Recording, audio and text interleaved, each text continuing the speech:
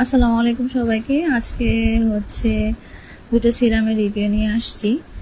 দুইটা বলতে আলাদা ব্র্যান্ডের সেম টাইপের সিরাম। একটা হচ্ছে অর্ডিনারি আর একটা হচ্ছে রিভলিউশন। দুটোটা হচ্ছে নাইসিনামাইড 10%, জিঙ্ক 1%, দুটোতেই আছে। আপনার রিজনেবল প্রাইসের মধ্যে রিভলিউশনটা ভালো, এটা একটু স্কিনে কাজ করতে সময় লাগে, আর যাদের প্রাইস একটু এফোর্ড করতে পারবেন তারা অর্ডিনারিটা নেবেন। অর্ডিনারিটা 100% কাজ করে, কিন্তু অবশ্যই অথেন্টিক পেজ থেকে দেখে নেবেন।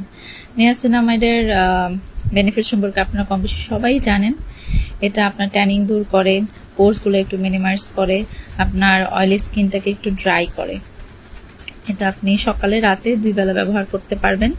কিন্তু নিয়াসিনামাইড এটা হচ্ছে অ্যাক্টিভ ইনগ্রেডিয়েন্টস, এগুলা হচ্ছে অন্য কোনো অ্যাক্টিভ ইনগ্রেডিয়েন্টসের সাথে ইউজ করা যাবে না, যেমন হচ্ছে গ্লাইকোলিক অ্যাসিড।